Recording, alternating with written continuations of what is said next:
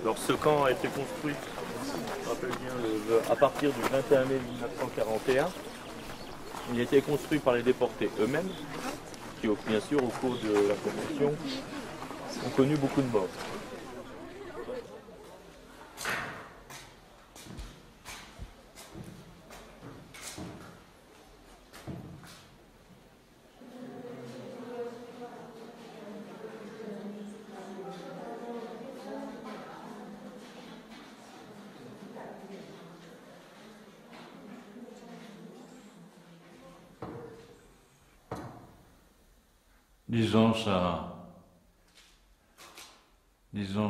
Ça fait tout de même plaisir de se savoir encore en vie 60 ans après.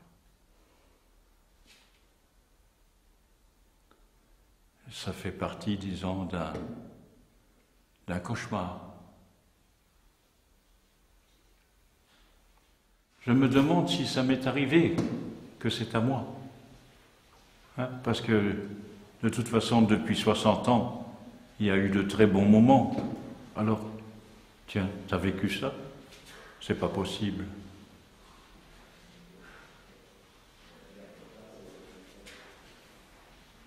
Disons, et ces 58 dernières années se sont si vite passées, et les 2 années concentrationnaires, c'était long, une éternité. Alors, c'est là une question de relativité du temps et de l'espace.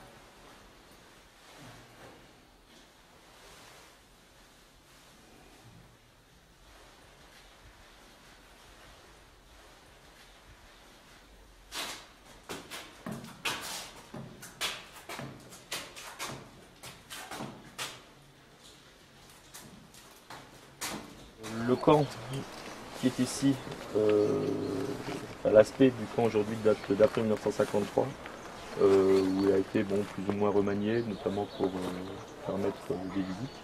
Mais sinon, jusqu'en 1953, il était dans son aspect quasi d'origine. Le temps fait aussi son œuvre. Hein. J'ai l'impression que c'est quelqu'un d'autre en face de vous.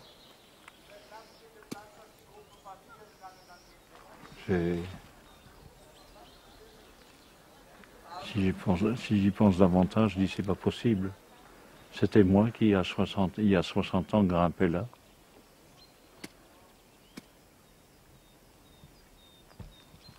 C'est presque un rêve.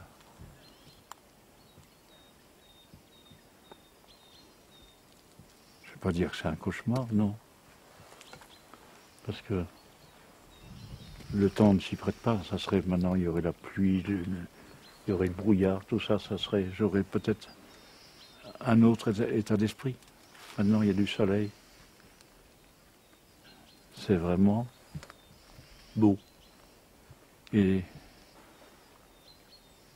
dans ce cadre si beau, en y réfléchissant, on a pu faire de telles choses.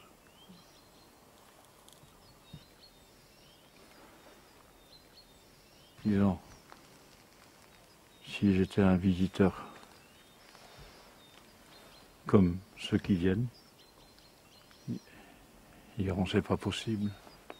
Et pourtant, c'était ça. C'était à une autre époque, il y a 60 ans, plus d'un demi-siècle. Qu'est-ce qu'elles sont devenues, toutes ces baraques? Quand la première fois que j'ai visité, de l'extérieur, je n'étais pas rentré. Elles étaient encore là. Je sais pas. Moi, quand j'ai commencé à travailler sur ce film, moi, je travaillais avant sur un autre film, et par hasard, je suis tombé sur une série de photographies qui date de 1954. Je vais vous montrer. On va les regarder doucement. On découvre des officiels, dont le préfet de Manges, le sous-préfet. On découvre aussi le maire de Schiltigheim, puis les porte-drapeaux du souvenir français. Et on peut voir là en 54 le préfet Paul Demange en train de brûler les baraques de Struthof. La numéro 12.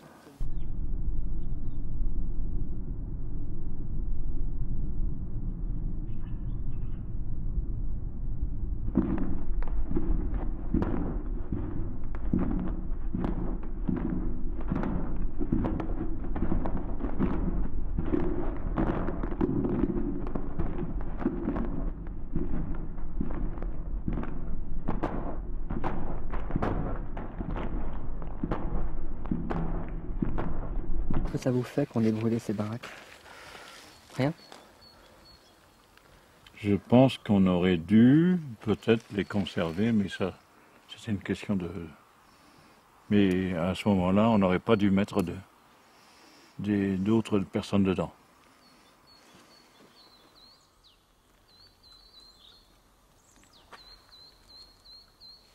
Oui. Pourquoi?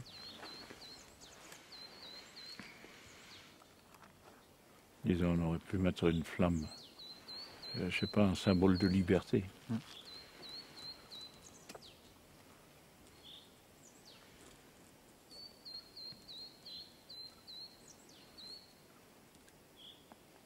Ou ne rien mettre du tout parce que le paysage s'y prête. Parce que je n'ai pas eu l'occasion, il y a 60 ans, d'admirer le paysage. Aussi, quand j'étais en haut, je voyais, ça me faisait rêver.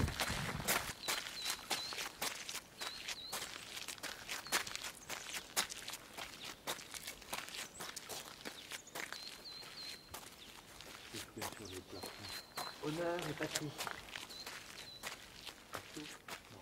Avec encore une croix.